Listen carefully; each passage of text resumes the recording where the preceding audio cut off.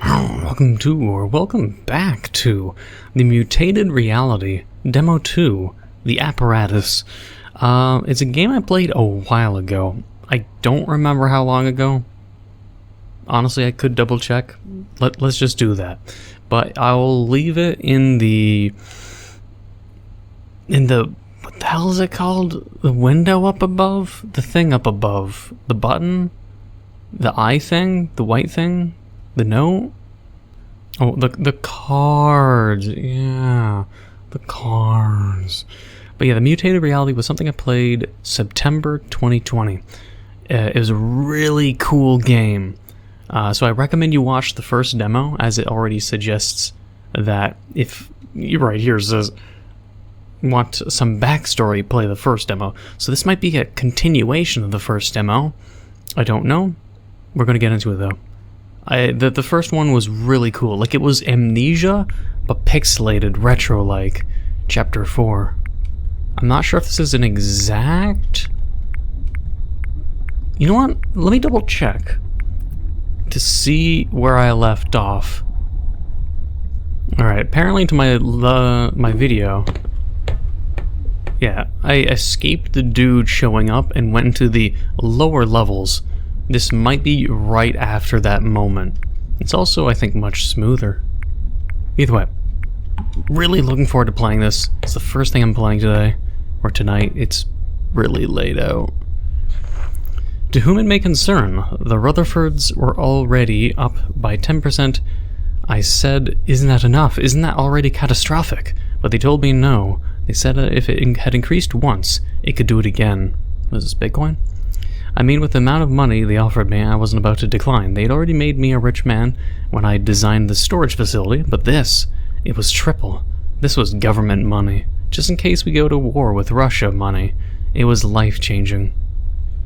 I sat at my desk in the facility, the fluorescent light, the uncomfortable chair, the unnecessary filing cabinet, and looked at my graph paper. I didn't know where to start. What they were asking of me was impossible. But they didn't say I had to succeed in my task, I just had to try. So I started with these structural lines. There was a whole floor free just for this, thousands of feet of empty space, a playground just for me. Then I started adding the necessary stuff, the stuff that I couldn't move. There had to be an input at the top and an output at the bottom. That's just basic gravity. But then I just kind of looked at the page in front of me and thought, what am I doing? Why am I even still here? It's been months since they needed me to oversee the facility being built. Where did that time go? Why hasn't my wife come to see where I am? Why haven't my daughters called me every night, like they so often do when I go away? Wonder what happened to them.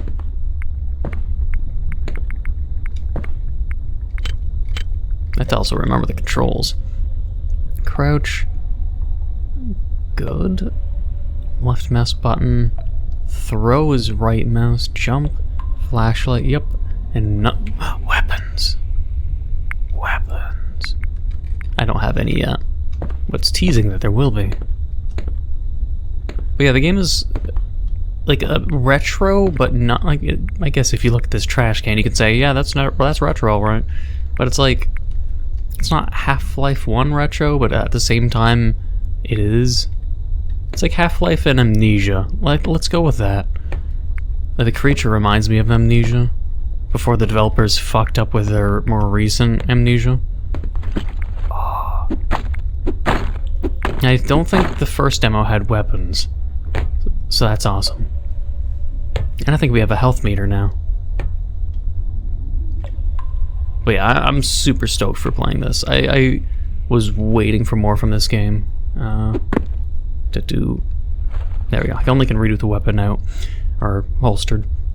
And the pencil in my hand felt heavy suddenly. It felt hot. I tried to let it go, but it was like it was stuck to my hand. I shook it. I pulled it. It wouldn't budge. Suddenly it was like I was being compelled, you know, like when you do a Ouija board, how they tell you that's supposed to feel. I never felt pulled to any particular letter myself, but my college roommates proclaimed again and again that it was the spirits that made them spell out the word fucker. Well, that's how it felt to me then. I just knew. I knew what the machine should look like, how it should work. I still don't understand it myself. The science is completely above my head. I don't think it's present in any textbook anywhere in the world, but it works. They built it, and they told me it would never work. That some of the parts it was asking for didn't exist. Would have to be custom made. I told them to do it. Obey the design. Do what it asks. Or do what it asked, and it would reward us, and it did. I don't know how, but that massive, great hulking thing of a machine increases the Rutherfords of the waste by 104%. I sit in my tiny office in the facility and hear what they want to do with it. I hear them talk about war, talk about insurrection, talk about the Soviets like they're not even human. They don't care that I'm in earshot. I'm just another lost soul trapped down here like the rest of them. Alright. I think my mouse sensitivity needs to be changed if possible. Maybe fine.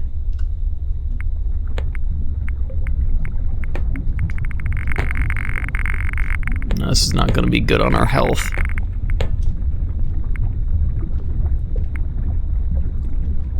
Is that... okay, license?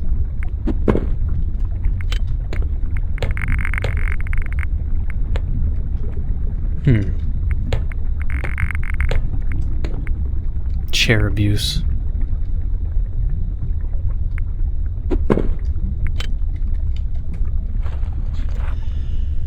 I'm rich beyond my wildest dreams, but I'm starting to doubt that I will ever see my family again, ever brush my daughter's hair after a long day, ever hold my wife close to me, hand pressed against her mouth in a brief moment of privacy. In those stolen moments, I would marvel at her. Woman, mother, creator. I would love her harder than I had ever before. Simp! Since the machine is now complete and functional, I've sealed off the door to prevent the casualties. The code is the year I was born. So consider this my resignation. I am leaving. I'm going to try and leave. I'm probably going to fail. But I can feel my memory slipping away. I do not remember my wife's name, and I would like to hold her face in my mind when I die. Yours faithfully, Dr. Miles. Birth date? 1918. Deep Fury. Nimrod. 1918.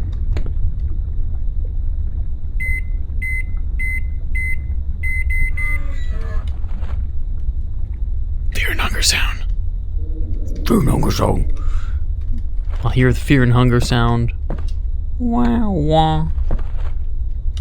Macabre noise. I don't like this hallway. Oh wait.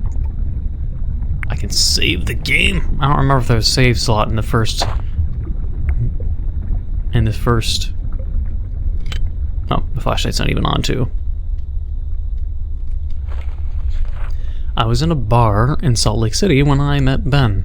Anyone could have seen I was in a bad state. I was wearing that ratty old jean jacket, the one Dolly got for me right after we got hitched. It stank of bourbon, but so did I. I turned to my right and Ben was there. I hadn't even noticed him sit down. He's the kind of presence he can just slip right in anywhere. The kind of guy people tell their secrets to. In those days, anyone bought me a drink, they could have my life story for all I cared. Not like I'd get a lot of money for the rights, and Ben bought me a lot of drinks. When I woke up the next morning, I couldn't even remember his name. He was happy to remind me. But what I could remember was that he could help me. He told me he was putting together a commune. He had found this amazing mind-blowing place, and he just knew, he had to share it with people. I pressed him, asked him what was so amazing about it, how he knew he had to share it. He just shook his head with his little smile on his face. The kind of private smile people have when they're in love. He showed me a $100 bill, said it was mine if I came with him. I guess $100 in 1918 would be pretty nice. If it's still 1918, or at least close to that date. I had a Saturday to spare, so I said sure. I've always liked road trips, and I like Ben. Or I like Ben too. He always meets your eye, and that might have wigged out a weaker man, but I liked it. And that's how I ended up here, and that's how all of us did.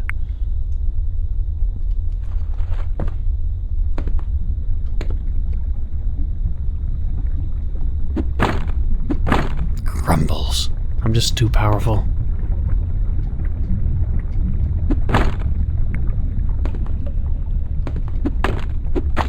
Not powerful enough.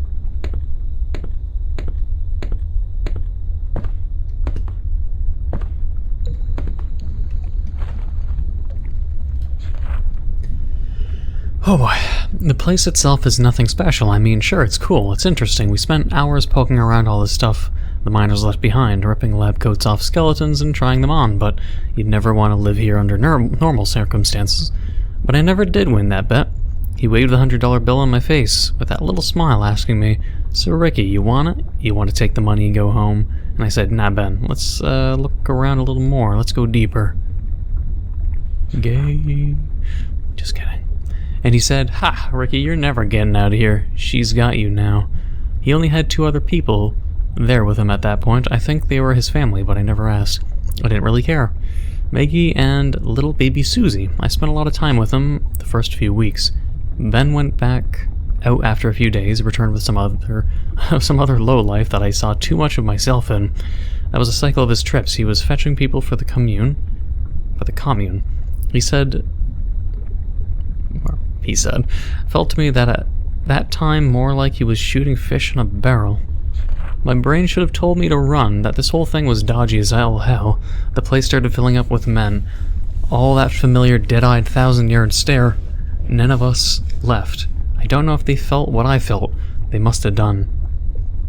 When he'd collected 6 of us, Ben called us into a meeting. Maggie, Susie weren't there, which I thought was weird. He took them everywhere. Ben looked at us all as a group, and he looked so proud. We were supposed to be together like this, he said, and he was absolutely beaming. This is what she told me all those months ago. Who's she? Is my, oh yeah, physics-based doors. I'm curious on this. Who is she?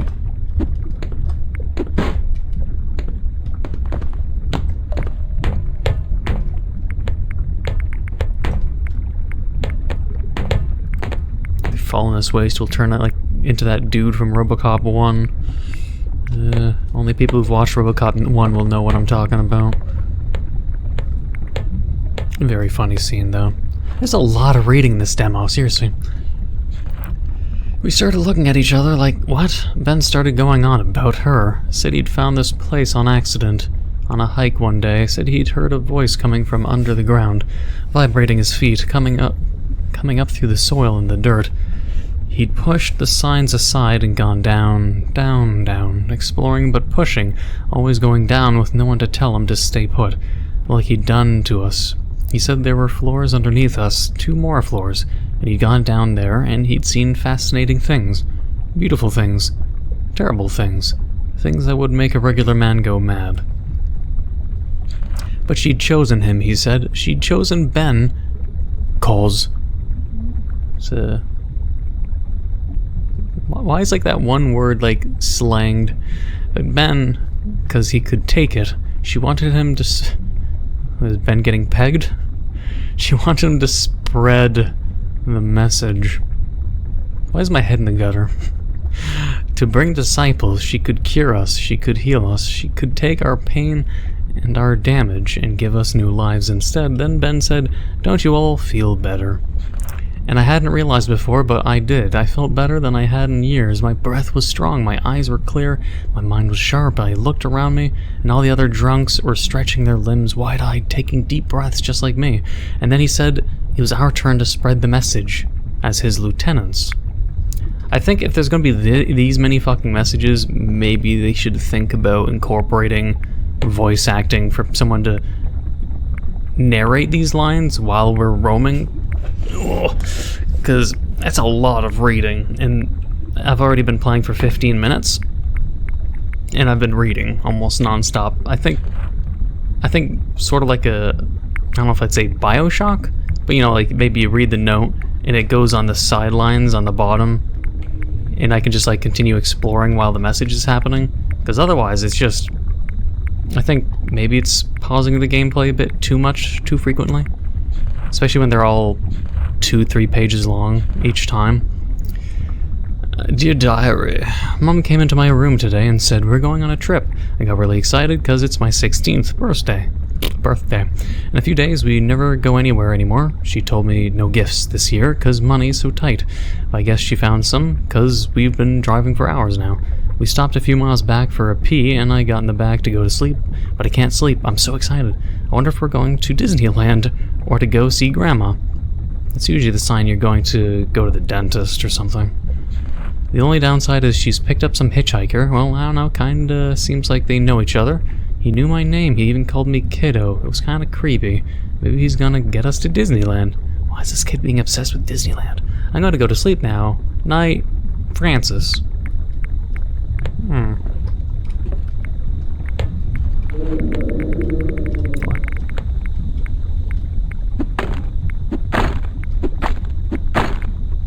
Wait. Yeah, we're gonna turn off the gas.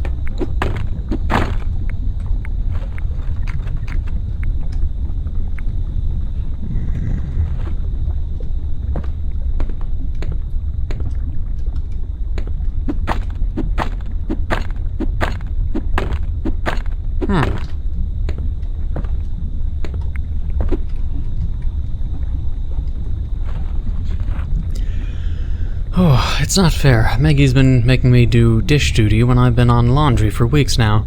All because she wants to give the good chores to Susie. It's bullshit. And to make a bad day even worse, Mom's been seeing Ricky again, even after I asked her not to. They try to be secret, but there's only so many places you can hide in there. Ben blocked off a lot of the private passages and said we're supposed to share everything with each other. I really hate watching her with him. I don't think she likes it either, but I guess people can get real lonely. I hate this place. She's the only thing that makes it okay. I always pretended when we went to church. Mom would be like, "Do you feel God's love?" And I'd say, "Yeah," but it would be a lie. But Ben asks if we feel her glow inside us, and I totally do. I really like Ben. He hugs me a lot, but it's okay. I don't mind. I give good hugs. Crap, Mom's calling for me for communion. I haven't told you about that. I will when I get back. Hang on. Okay, I'm back. Blurred. I can still taste the stuff in my mouth. Rank. So communion is like some kind of church, except Ben is the priest, the book is his writings, and the blood of Christ is the nectar. It tastes real bad, but I always feel good after I drink it. Ben says it helps keep us strong and healthy, and I totally agree. His writing is like really inspirational. He looks so passionate when he reads it out, like he gets this fiery look in his eye. Sigh. Gotta go. Dishes won't clean themselves. Fuck you, Susie.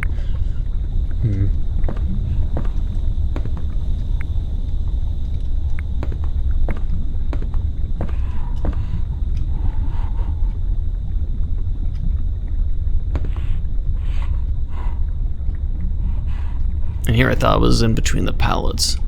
Something's on the other side of this rubble.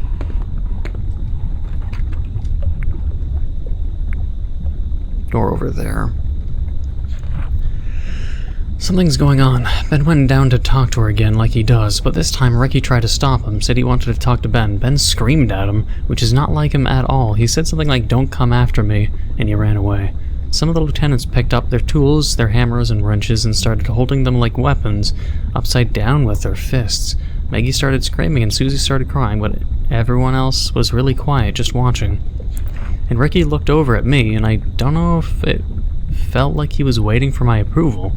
I don't know what came over me, but I nodded at him. It was microscopic, but he nodded back. Down they all went after him. It makes me sick to think about my baby being baptized by that monster. I hope Ricky gets him. Wait, what? He hopes Ricky gets Ben, but he said he likes Ben? I'm confused. What? Does he like Ben or not? I'm really confused. I'm assuming it could be a monster over there. Let's check over here first. See if it's a dead end or not.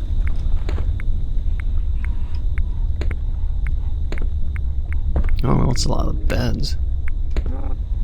Why would people be sleeping next to goop?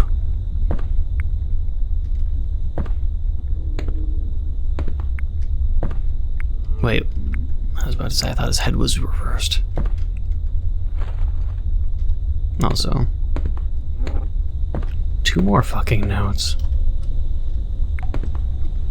Yeah. Ben was in my bed again last night. I shouldn't call it a bed, really. It's a bunk. There's someone above me. Someone beside me. Someone below me. There's no privacy. They're the most awful moments of my life, and there's plenty of witnesses.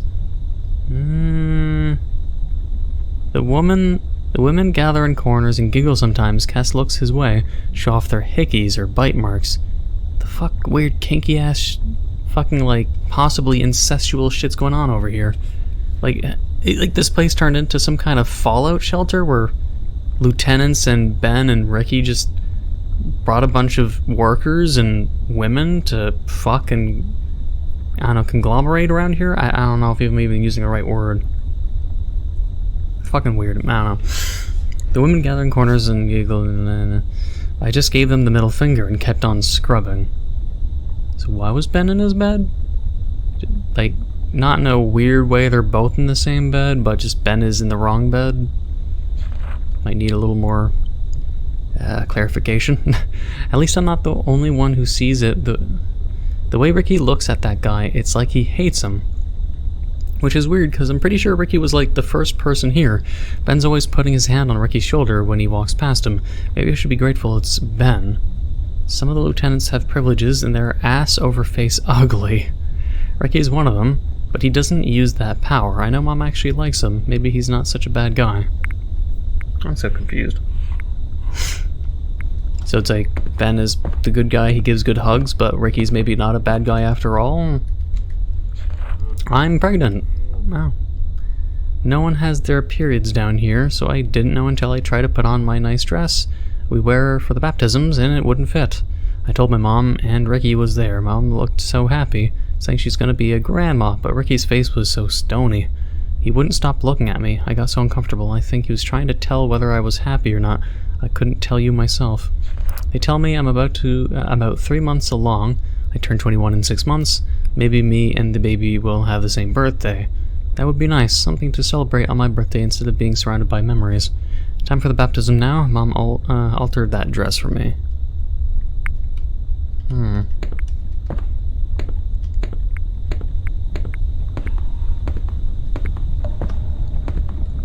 Gotta find out if I'm gonna be running into something breathing.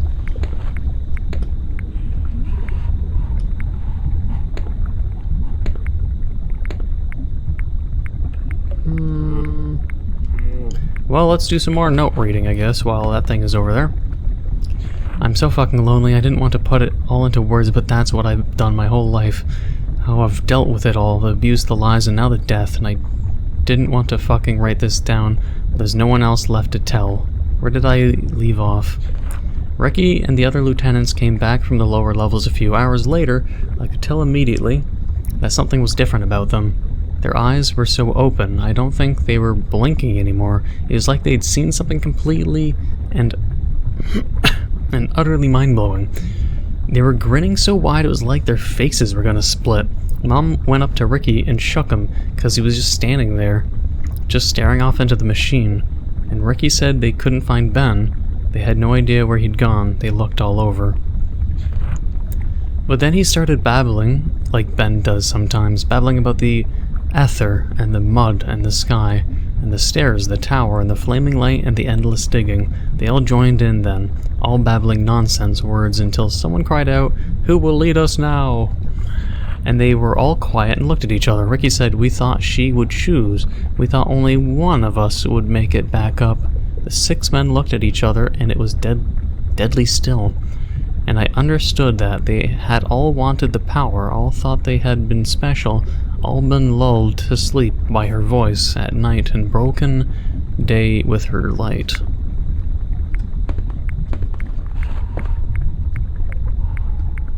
Are they all like drinking this? Like, those are tiny barrels. Those are mini barrels that look like cups. Oh, yeah.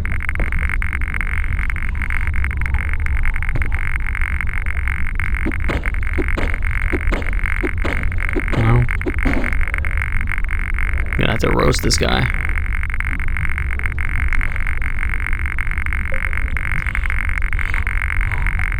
Weird. Noisy too.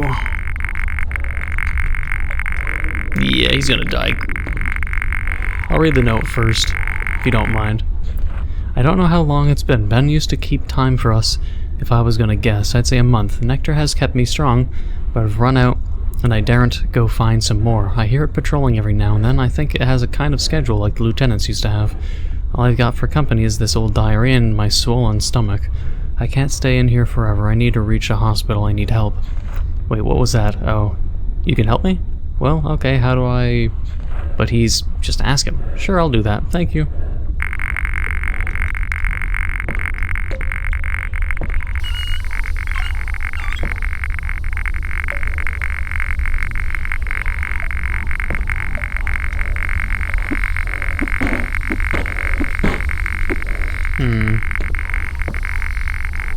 I need fire. It's like the Half-Life tentacle boss, I think. The fight broke out before anyone could stop it. I blinked and suddenly Riley's dad was punching Steve in the face and Ricky was trying to bite some guy's ear off. We didn't know what to do. We all just huddled against the back wall. Maybe we should try to stop them, but there was something about the fight. The punches were hard. You could hear bones breaking from the other side of the room. And as I watched fist meet bone, as I watched blood spray in a beautiful arc across the air, as I watched teeth rip through tendon and spit viscera, I found myself suddenly watching lips meet flesh, watching hands grabbing for purchase, watching bodies move together, and I heard moans echoing out through the vast tunnels as the men sighed. They fought, they were grinding, they were ground, they were crunching, they were screaming. Almost sounds homoerotic. I watched his skin slid across skin, melting, molding, fusing. I watched faces disappear into the mess, into the mud, into the pile.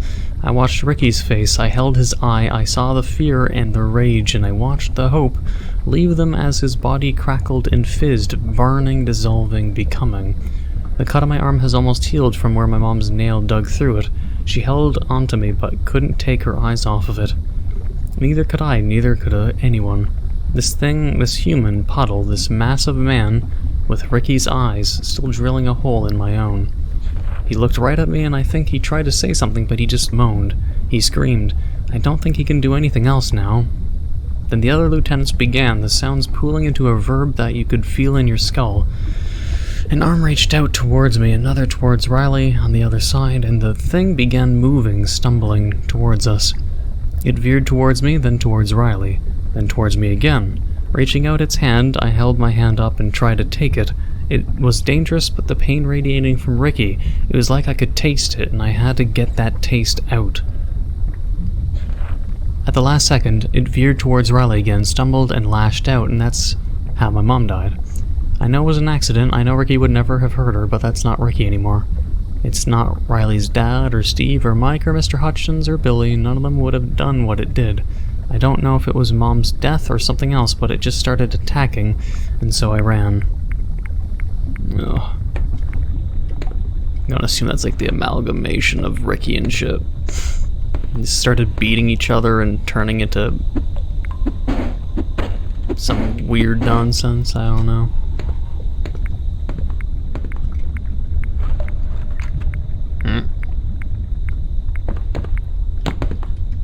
Well,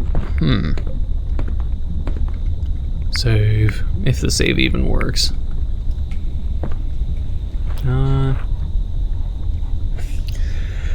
Oh, my voice is gonna be destroyed. He gave us all $100 bills. Until that point, I'd been under the impression we had some sort of connection, but he taught us how to draw people in. He gave us a spending budget to buy him drinks. He said to target the people who looked like they had nothing to lose. I must not have been the only one to react to that, because he did a little awkward laugh and said, "Look, she wants to help people. You all needed to help. Don't you want to help other people?" And I piped up then. I stuck my hand up in the air and said, "You want us to leave? How are we supposed to do that?" There were nods all around me and hums of agreement. Ben did his little secret smile, and everyone fell silent. He took us to the entrances and said nothing. He ushered us out. Mike and Billy gave it a try, stepping over the threshold. Eyes bulging, veins popping. They didn't last long. Came back into the safety after a few seconds. Ben looked smug as all hell. I was about to ask what the hell were they supposed to do, but then he said, "Try leaving now," and suddenly we could. The pull wasn't gone, it was just a bit quieter. It didn't hurt to fight it anymore. Now, Ben said, putting his hand on my shoulder, you gotta go out of state. Harder to find people that way.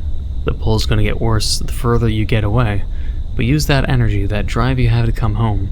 Use that to close the deal. As we all headed out, I realized he'd called this place home, and I hadn't corrected him. Alright, gotta figure out what to do. Need to bring fire over to the gas. I'm not sure how. I'm gonna presume one of the lit candles, but I don't think any of them have been lit. I'm gonna presume maybe it's like gas there, fire here, but I don't think I can break these.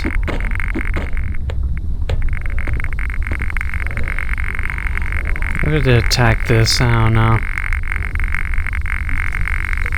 Nope, or just push this. God damn it. I've seen this texture everywhere. Maybe turn this into a button so people know, or turn this into a lever? But this I thought was just like a texture. I didn't think I could actually interact with that. Alright. I solved it. And more reading. And here we are, 62 members, men, women, kids. It's been years since anyone last went out on the recruiting mission. It's cramped in here as it is. Kids running around the place, a few babies from where people have been fucking. Not that I haven't been around a bit, but it's hard to find a private spot. Those that do, it's out in the open. That's not my style.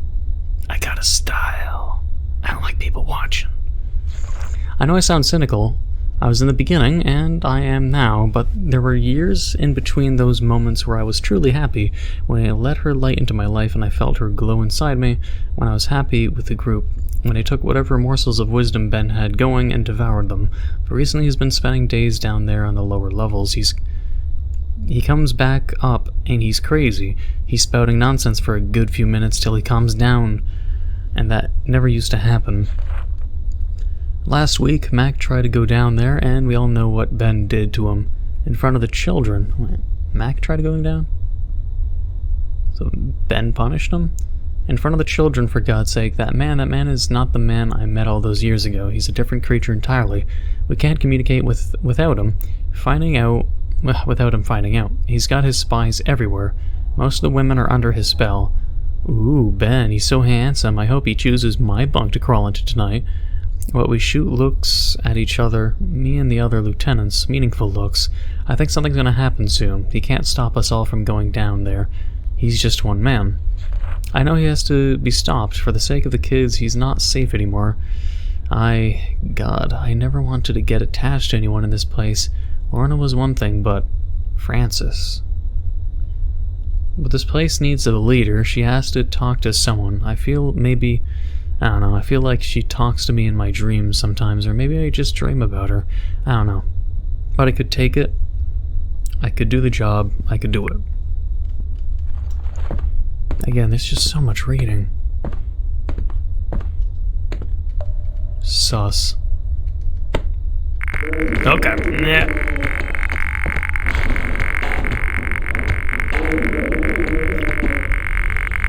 Okay, another amalgamation. What's down there? What are the secrets? The secret of the universe, to life, to ourselves. Is she God? Does she know why God left us? I have to know. Ben disappeared a little while ago.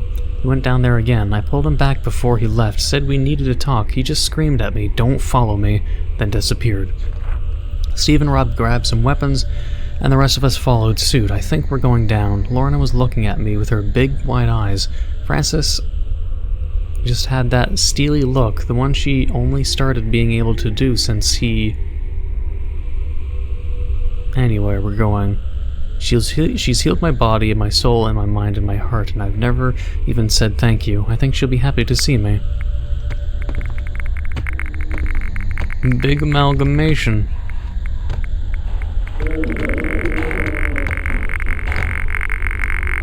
Oh, that's a little close, buddy.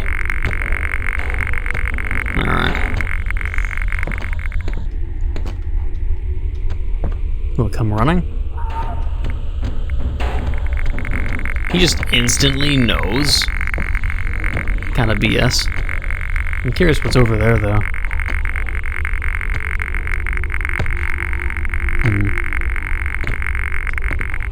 Alright, I guess we'll just have to fucking bolt it. I want to explore everywhere, but...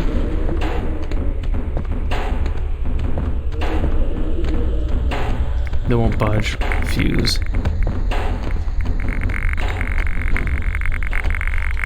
Haven't needed a health kit yet.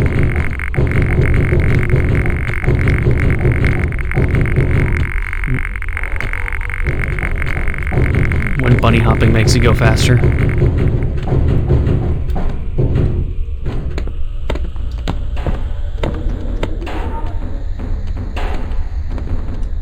Fuck it. Oh, I have to physically jump with them. Multiple? Oh, God. Well.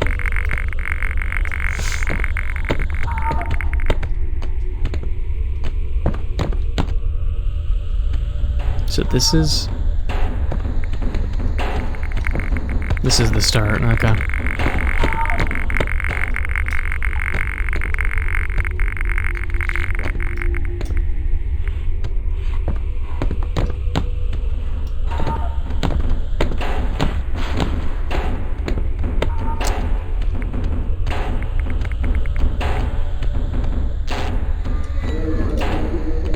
I don't even know what that did. No.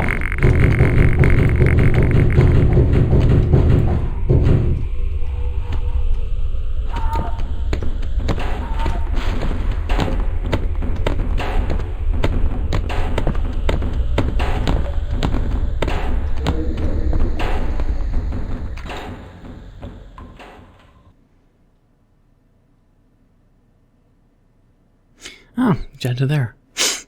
Thank you for playing the Mutated Reality Demo 2, the apparatus. Full version of the game will be coming soon, and make sure to play the previous one. I'd say I preferred the first demo. I don't think there was that much reading as well, but I think there's way too much reading. Or it's just like, if you play Demo 1, honestly, I can't remember if I've read that many notes. I can't remember. I don't think so, or else I would have complained about it too. Because if true, depending on my memory, then Demo 1 would just be exploration, but then Demo 2, if it's like you combine both demos for a game, then the first portion of the game is nice exploration and mild chases and sneaking. And this is just 40 minutes of mostly reading and exploration. That's painful. It has to be streamlined in some way. I'm sure there's people out there, of course, that like to read or like to understand lore, and I understand, of course, the story, but all of what's happened in those notes, I'm pretty sure could be compiled. Like, it boils down to Ben recruits Ricky, then recruits a bunch of others like Ricky. They had to have the same depressed state. Then they went down to the bunker. Ben became a priest of his religion or cult, and women, children, and men basically stayed in this hole like it was a fallout shelter or vault, and everything else is just fucking, eating, surviving, and the cult of Ben and other people going deeper, or mostly just Ben, maybe Ricky. And just that knowledge just there was spread about 40 minutes of reading. I'm sure it can be compiled without losing that lore or understanding. I think it's too much. 'Cause it's like, I'm pretty sure me being able to summarize all the notes I read in 40 minutes, I could probably compile and explain this demo in less than a minute.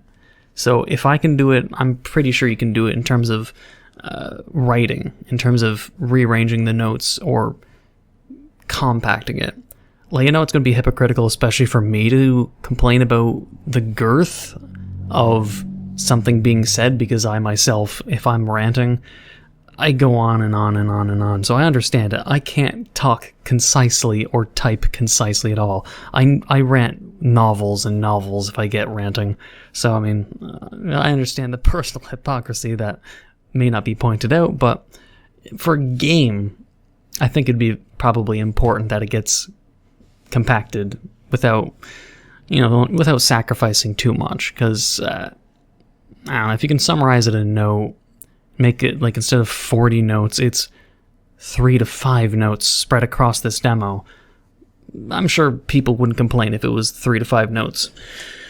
But yeah, otherwise, I hope you enjoyed the Mutated Reality. If you watched part 1 and part 2, this should be part 3, or just demo 2. I'm going to call it part 3, though. And of course, fucking card up above. Otherwise, in the link, there'll be a link to the playlist in the description below, so you can watch part 1, 2 if you haven't already. I do suggest, or would have suggested, and did suggest, watch part 1 and part 2 first, before getting into this one, but, I mean, if you're here, then you possibly watched everything already.